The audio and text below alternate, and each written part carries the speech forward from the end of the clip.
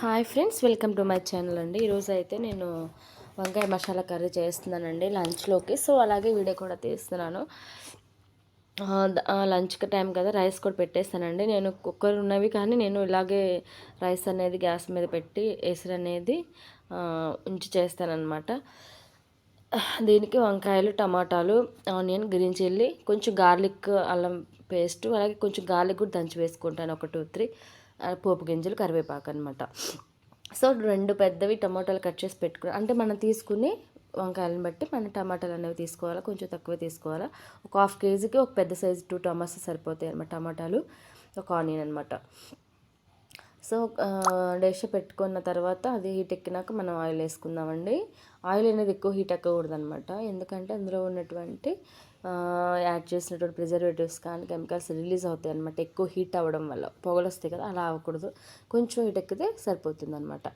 అలాగే నేను ఈరోజు అయితే లెమన్ రైస్ చేశానండి, అలాగే ఇడ్లీ చేశాను టిఫిన్కి. సో అదనమాట.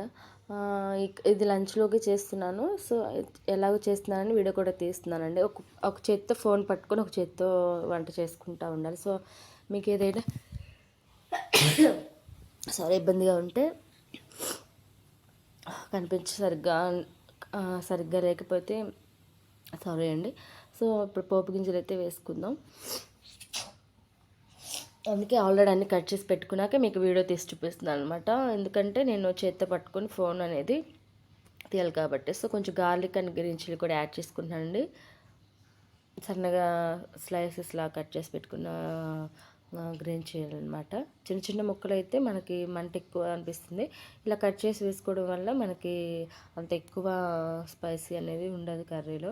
ఇలాగూ మనం అల్లం వెల్లుల్లి పేస్ట్ కూడా వేస్తాం కదా. సో అలా అనమాట. వంకాయని మనం చాలా రకాలుగా వండుకోవచ్చు. వెజిటబుల్లో కింగ్ అంటే ఏం చెప్తామండి, వంకాయ కదా. నాకు తెలుసు వంకాయ మరి కరెక్ట్ కాదు చెప్పండి.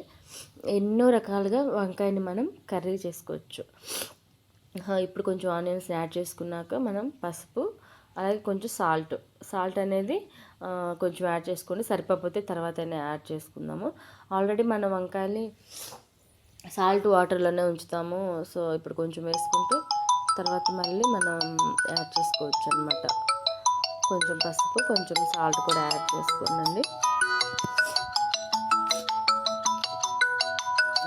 వంకాయని ఎన్ని రకాలుగా వండుతారు కదండి. వంకాయ పచ్చి, వంకాయ కర్రీ, గుత్తి వంకాయ, వంకాయ డ్రై ఫిష్, అలాగే మసాలా వంకాయ, అలా చాలా రకాలుగా వంకాయ అయితే చేయొచ్చు. చాలా టేస్ట్గా ఉంటుంది కదండి. కరివేపాకు కూడా యాడ్ చేసుకున్నాక టమాటా ముక్కలను కూడా యాడ్ చేసుకుందామండి. మనం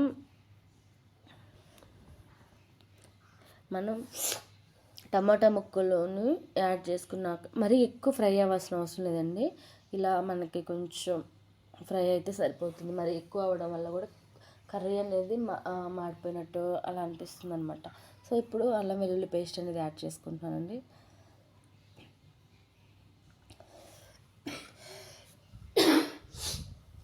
అల్లం వెల్లుల్లి పేస్ట్ అనేది యాడ్ చేసుకుంటున్నాను. కర్రీ చాలా బాగుంటుందండి. మనం భోజనానికి వెళ్ళినప్పుడు బంతుల మీద వెజ్ భోజనాలు ఆ టైంలో నాన్ వెజ్ కాకుండా వెజ్ అయినప్పుడు చాలా ఇలా రకరకాల కర్రీస్ వేస్తారు కదా. అలాగే వంకాయ కర్రీ మసాలా చాలా బాగుంటుంది. టమాటా యాడ్ చేసుకున్న తర్వాత మనం టమాటాలు ఎక్కువ మగ్గాల్సిన అవసరం లేదండి. అలా వేసి కొంచెం అలా ఒక 2-5 మినిట్స్ ఒక 2-3 మినిట్స్ వేసుకున్న తర్వాత మనం వంకాయలు అనేది యాడ్ చేసుకున్నాం అనమాట. అప్పుడు ఏమవుతుందంటే వంకాయలని టమాటాలు ఆల్రెడీ మగ్గిపోతే వంకాయలు అసలు ఈజీగా చాలా తొందరగా కుక్ అయిపోతుంది. కానీ మనం ఇలా టమాటాలు వేయడం వల్ల సైమల్టేనియస్గా కుక్ అయిపోతుంది అనమాట. మంచిగా మనం వాటర్ అనేది యాడ్ చేయం కదా. సో అందుకని మంచి గ్రేవీగా బాగా వస్తుందండి. ఇలా వంకాయలు యాడ్ చేసి పెట్టుకున్నాక వంకాయలు కట్ చేసి పెట్టి 15 మినిట్స్ అయిందండి. 15 మినిట్స్ అయిందైనా కూడా ఎంత ఫ్రెష్గా ఉన్నాయో చూడండి. ఇలా చేయడం వల్ల మనకి తొందరగా కుక్ అవుతుందన్నమాట. అప్పుడు టమాటాలు తొందరగా అయినాయి అనుకోండి, వంకాయలు మగ్గేసరికి ఇవి మాడిపోతాయి అనమాట. అలా కాకుండా కొంచెం అలా అలా ఒక 2-3 మినిట్స్ తర్వాత ఇలా యాడ్ చేసుకుంటే మనకి చక్కగా ఇలా కుక్ అయిపోతుంది. 15 మినిట్స్ అని లో ఫ్లేమ్లో ఉంచుకొని కలుపుకుంటూ ఇలా కలుపుకుంటూ మధ్య మధ్యలో కుక్ చేసుకోండి. లో ఫ్లేమ్లో ఉంచుకుంటే ఇలా మంచిగా అవుతుంది అనమాట. ఇప్పుడైతే సాల్ట్ చెక్ చేసుకోండి. అలాగే కారం కూడా మనం యాడ్ చేసుకుందామండి. ఎక్కువ కారం పట్టదు, గ్రీన్ చిల్లీ కూడా ఉంది కాబట్టి ఒక స్పూన్ ఆర్ హాఫ్ స్పూన్ అయితే సరిపోతుంది. మీరు తినేదాన్ని బట్టి అనమాట. కారం మేము కొంచెం ఎక్కువ తింటాం కాబట్టి, కొంచెం స్పైసీగా తింటాం కాబట్టి కొంచెం స్పైసీగానే మేము ఇష్టపడతాం. సో అందుకని కొంచెం ఎక్కువ వేసాను.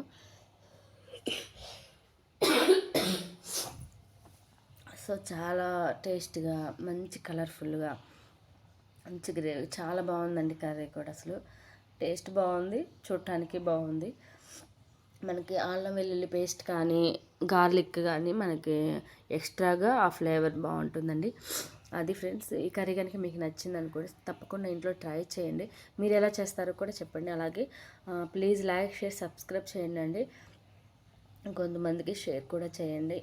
నాకు తెలిసిన వంటలు, నాకు తెలిసిన విషయాలు, లేదా నేను ఏమైనా షాప్ చేసిన ఏవైనా సరే నేను ప్రతిదీ కూడా వీడియో చేసి పెట్టడానికి పెడతానండి. మరి ఇలాగే సపోర్ట్ చేస్తూ ఉండండి.